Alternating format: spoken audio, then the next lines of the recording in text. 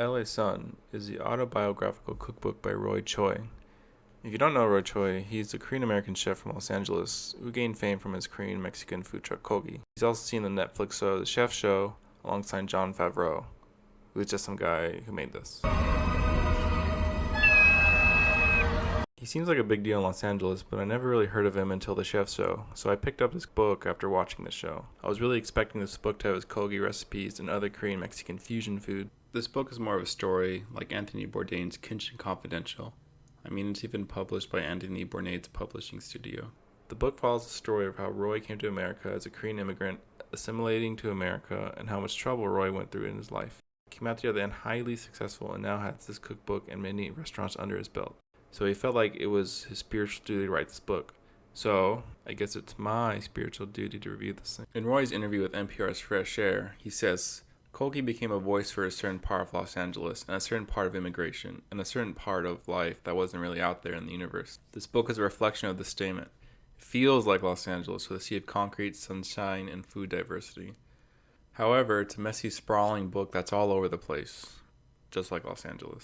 Recipes are shown in the order of his story, not by categories or any logical ordering fashion. When he talks about his Korean upbringing in Los Angeles, there's recipes with Mexican food and Korean food. Then he'll throw a curveball and jump to the food you made in culinary school. If you want to find a recipe, you really have to go in the index. It makes flipping the book really hard. Usually it's just a regular cookbook. I'll go through the categories or themes depending on what I want to cook. For this book, I have to go through the entire recipes to think of something I would want to cook. Like, let's take a look at chapter 6. The recipes go from perfect instant ramen to ghetto Pillsbury fried donuts, ketchup fried rice to cheese pizza to buttermilk pancakes. It's cheap eats, then dessert, then savory meals, then breakfast. It doesn't really make much sense outside the context of his story. In his interview with Potluck Video, he talks about why he had this book ordered this way. He wanted to do something like Dark Side of the Moon by Pink Floyd, where it's highly narrative driven. I wanted the recipes to be within the afterglow of this chapter, so when you're still in the suspended space of where this chapter took you, that when you see the recipe, you connect to that space. This book is his life story, but I think the way he laid it out really hindered the book.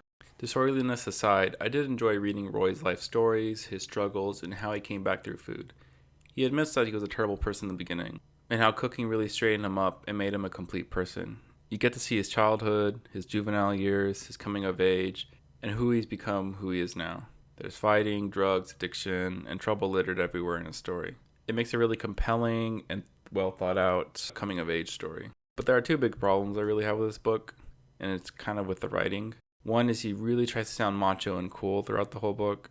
I guess that's kind of the LA way, and that's what he was going for. But there's so many lines in this book like cultural shit, or you're writing shotgun with Papi now. Yeah, it comes off as kind of dumb to me, especially since Roy was around 43 when he wrote this book. In Chef's Show and his interviews, he's so chill and timid. That's why I really like watching him so much. Like, it's just good cooking, but here it seems like he's trying too hard to be cool. The second part I was frustrated with this book is how it ends. It literally ends when he started his Kogi food truck. I really wanted to hear the early days of the Kogi truck and how he kind of struggled or succeeded. I wanted to know what food was a hit and what was a bust. I really wanted that part of the story. I guess he's saving his Kogi recipes and stories for a later cookbook. I don't know.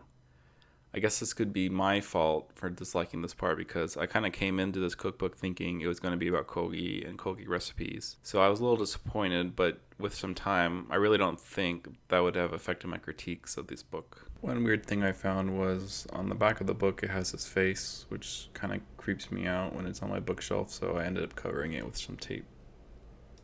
For the recipes overall, I thought they were pretty good. I made the carne asada tacos, which actually took me on a spiritual journey of learning for myself. I'm from Texas, and I use the term fajitas way more than carne asada. So I was curious about the difference, and I dug into it some more. Turns out carne asada is just any barbecued meat, whereas fajita is specific to the plate or the flank of the cow, like hanger, flank, or skirt steak. Anyway, it was a delicious recipe, something I was expecting more when I bought this book since it's a fusion of Korean and Mexican food. It uses mirin and a kiwi to marinade, which is common for Korean marinade meats. Came out great, just needs some extra salty. I wasn't really interested in his recipes that came from the classical French training he got at the CIA, like seared scallops and broiled halibut. To me, it kind of throws off the theme of the book. I mean, throughout the book, he's really pounding it into you that it's LA, but then all of a sudden you start getting French recipes. I mean, it could be argued that the theme is just about his life, but to me, it's really hard to be themed around LA and Californian food, and then suddenly just go to French food. It kind of makes the theme just feel all jumbled up. The recipes jump from Mexican to Korean Mexican to French to Californian to Class American. I mean, it's all over the place. But I definitely think the strongest categories are the Mexican, Korean, and Korean Mexican, which is kind of what Roy Choi is known for. So overall, this book is messy. I personally believe it cuts off too early, but I was really engrossed in Roy's story. It's something I don't think many chefs have gone through. It's almost like an underdog story.